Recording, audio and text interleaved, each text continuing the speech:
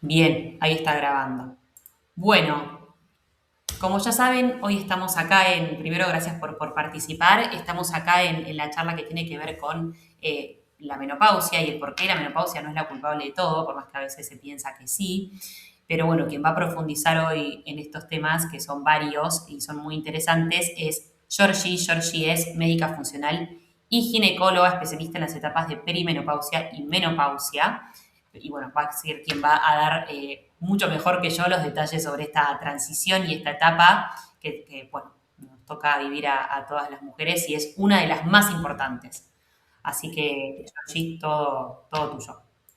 Bueno, muchas gracias, Mica. Muchas gracias a todas por estar acá y por regalarse este momento. ¿Me escuchan bien? Bueno, antes de Sí. empezar, quiero contarles algo que veo todos los días en mi consultorio, que escucho a mujeres todos los días y no hay un día que alguna no me diga no me reconozco. Esto, hay cosas que van cambiando, no soy igual que antes, mi sueño cambió, me despierto a las 3 de la mañana, no tengo concentración, de hecho tengo olvidos, me cuesta eso, se me acumula grasita abdominal, eso antes no estaba, nunca lo tuve. Y a lo mejor han consultado a sus médicos y les han dicho, bueno, es lo que hay, es la menopausia, hay que aguantar, o es la edad, y en realidad hoy vamos a mirar esto desde otro lugar, porque quizás la menopausia no sea la verdadera culpable de todo, y si podemos entender un poco más en profundidad qué es lo que está pasando, podemos cambiar la forma en la que transitamos esta etapa. Y hay una idea que quiero que se lleven hoy, que la menopausia no es una enfermedad, es una etapa de la vida, como lo fue la adolescencia, como lo fue el embarazo o el puerperio, las que lo pasaron. Es un momento de cambio, de reajuste bioquímico, en donde el cuerpo necesita ser atendido, ¿sí? Todo cambio necesita una adaptación, no es que estamos averiadas o que algo está empezando a fallar, significa simplemente que está cambiando. Y ese cambio no solamente involucra a la menstruación, a las hormonas, ¿sí? A los ovarios, sino que involucra a todo el organismo. Entonces, entender esto me parece a mí que es el primer paso para poder tomar mejores decisiones. Entonces vamos a ver ahora sí qué es lo que nos pasa por dentro. Antes quiero dejarles el concepto de hormona. ¿Qué es una hormona? Una hormona es un mensajero químico que va a viajar de un lugar del cuerpo a otro llevando un mensaje. Y lo más importante es que las hormonas no van a formar parte solamente de esto del aparato reproductivo, del útero y de los ovarios, sino que van a actuar en todo el cuerpo, en todas partes, en el cerebro, en el corazón, en los vasos sanguíneos, en el hígado, en los intestinos, en la piel, en los huesos. Entonces, durante muchos años, nosotros cuando estamos en la etapa reproductiva, antes de la perimenopausia, somos cíclicas, somos como un reloj que perfectamente funciona en dos tiempos. En la primera parte del ciclo predominan los estrógenos. En esta etapa nosotros nos vamos a sentir más motivadas, con más energía, con más claridad mental. Cerca del día 14 se produce la ovulación, el óvulo empieza a liberar progesterona. El momento de la ovulación es el momento perfecto si tenemos una entrevista de trabajo, agendarla ese día, porque es el momento donde vamos a estar más conectadas, más enfocadas. Y después de esa parte de la ovulación, predomina en la segunda parte del ciclo la progesterona. La progesterona es la hormona del abrazo, la hormona de la calma, de la reparación. Entonces nuestro cuerpo va a necesitar estar en ese modo.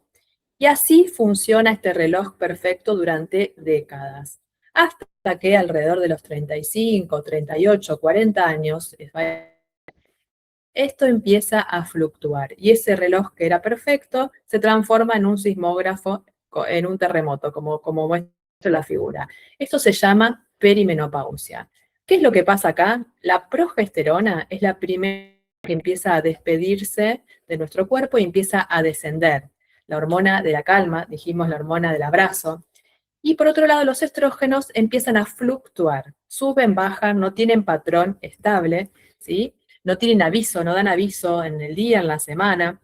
Y ese descenso de progesterona más la fluctuación de los estrógenos es lo que son los responsables, digamos, de lo que vamos a sentir en esa etapa. La perimenopausia es la etapa más vulnerable que vamos a transitar. Después llega la menopausia. La menopausia es un día en nuestra vida que se define como un año después de la última menstruación, y ahí el cuerpo entra en un nuevo equilibrio, en más estabilidad. Cuando hablamos de menopausia, siempre pensamos, todos estamos pensando en los estrógenos, pero hay una hormona, como dije antes, que es la que empieza a cambiar primero. La primera que se va es la progesterona. Y como dijimos que la progesterona es la gran protectora, la hormona del abrazo, la de la calma, la que nos contiene y nos da seguridad, empezamos a sentir la ausencia. Entonces, ¿qué nos pasa? Sentimos ansiedad, irritabilidad, esa sensación de estar siempre alerta, los despertares a las 3 de la mañana. ¿Y por qué? Porque la progesterona lo que hace es actuar potenciando el GABA. El GABA es un neurotransmisor que es el gran calmante natural de nuestro cerebro, es como el freno de nuestro cerebro. Entonces, la progesterona potencia ese freno. Cuando no está, ¿sí? Ese freno se afloja y el cuerpo queda como si fuese un motor de un auto siempre encendido.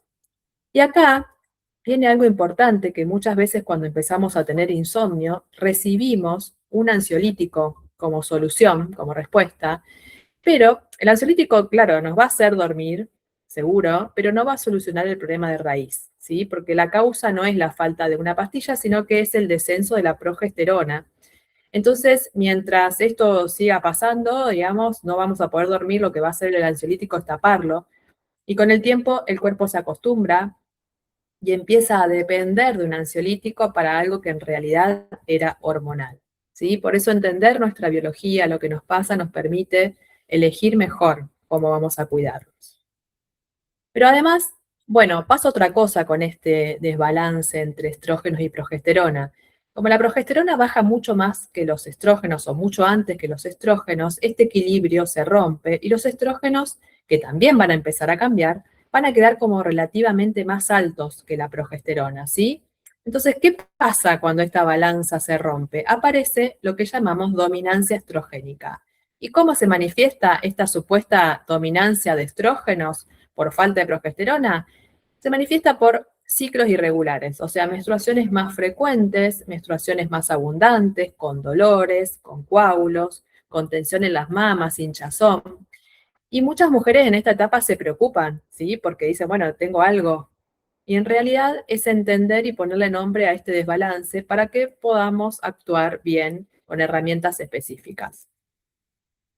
Luego, bueno, la testosterona es la hormona motor, ¿sí? Nosotros tenemos y pensamos que la testosterona es la hormona de la libido, del deseo sexual. Siempre asociamos la testosterona con eso y es cierto, pero la testosterona es mucho más que eso. La testosterona es el motor de nuestro cuerpo, lo que nos sostiene, lo que nos da fuerza, energía.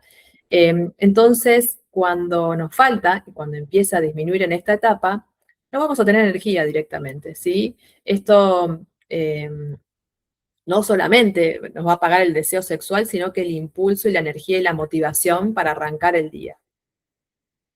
Y si bien, digamos, siempre relacionamos esta tercera hormona, que son los estrógenos, que, bueno, son como los más escuchados, ¿sí? Los más difundidos, siempre los escuchamos referidos a la menstruación, a los ovarios, a la fertilidad, pero también los estrógenos hacen muchísimo más que eso. Tenemos receptores de estrógenos en casi todo el cuerpo, en el cerebro, en el corazón, en los huesos, en los intestinos, en la piel, en la vagina y en la vejiga sobre todo. Entonces, cuando empezamos eso empieza a fluctuar, todo el organismo lo siente. Es como si los estrógenos fuesen el router de la casa que conecta con todos los aparatos de la casa. Cuando el router falla, falla todo. Entonces, ¿qué sentimos? En el cerebro, niebla mental, olvidos, estos sofocos, porque se altera el centro termorregulador, ¿sí? Los despertares nocturnos.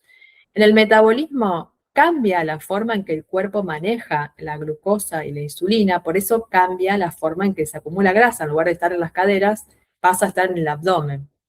Y en la vejiga y en la vagina hay una gran cantidad de receptores de estrógenos, por eso cuando no están o cuando no hay estrógenos, aparece la sequedad, la dificultad para tener relaciones, las molestias y sobre todo como cambia el pH y cambian las bacterias que nos protegen hasta acá, empezamos a tener infecciones urinarias a repetición. Muchos de estos síntomas, las mujeres lo normalizan y dicen, bueno, es la edad, me toca, me la aguanto, pero en realidad podemos entender esto y podemos entender y podemos acompañarlo, ¿sí? Y también entender de que el cuerpo no funciona como órganos aislados, sino que somos una red. Y esto es la repercusión de los estrógenos durante todo el sistema. Y bueno, como si fuera poco, hay algo más que aparece en esta etapa, que es el antojo de azúcar. El antojo de azúcar es la idea y la necesidad casi irresistible de comer algo dulce a la tardecita o a la noche. Esto también tiene una explicación hormonal. Los estrógenos son parte de la formación, participan en la formación de los neurotransmisores, que son la serotonina y la dopamina. Estos son los neurotransmisores que nos generan bienestar, placer. Entonces, cuando los estrógenos caen, estos neurotransmisores también caen, ¿sí? Entonces, el cerebro necesita y busca compensar. ¿Y cómo lo hace? Buscando algo dulce. Cuando comemos algo dulce, cuanto más dulce es, más sube el azúcar en la sangre y cuanto más sube el azúcar, más sube la insulina para bajarla. Entonces se produce la montaña rusa del azúcar. Sube todo y baja todo. Cuando baja, y esto lo hace muy abajo, se produce lo que llamamos hipoglicemia. Esto el cuerpo lo detecta como una emergencia, entonces aparece más ansiedad por comer dulce otra vez, ¿sí? Entonces, comemos algo dulce, nos sentimos bien un rato, sube la glucosa, sube la insulina, baja todo de golpe y el cuerpo pide más, ¿sí? Por eso cuesta tanto salir porque de la voluntad que podamos poner. Vamos a ir a la parte que para mí es la más importante de la charla, porque todo lo que vimos hasta ahora, las hormonas, los cambios, toda esta etapa la vamos a atravesar el 100% de las mujeres o de las personas con vulva, pero no todas la vamos a vivir igual. ¿Y esto por qué? Porque depende de cómo llegamos o cómo llega nuestro cuerpo a esta etapa. Nuestro cuerpo es nuestro terreno biológico, ¿sí? Es como nuestra casa. Entonces, imaginemos que la menopausia es como una tormenta fuerte. La tormenta es exactamente igual para todas, pero no todas las casas son iguales, ¿sí? Hay casas que están bien construidas, bien cuidadas, con buenos cimientos.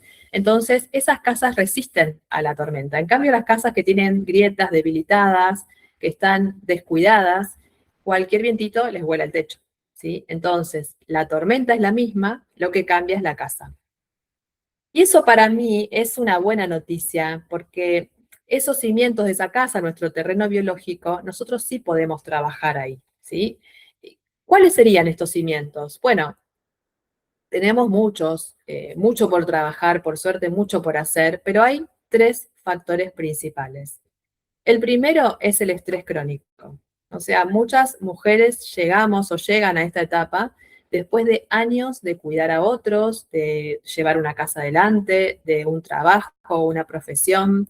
Siempre las mujeres estamos en muchos lugares a la vez, siempre para los demás. Entonces, ese cuerpo llega cansado. El estrés sostenido que se mantiene durante mucho tiempo agota a la glándula que lo produce, que son las glándulas suprarrenales, que son unas glandulitas que están arriba de los riñones.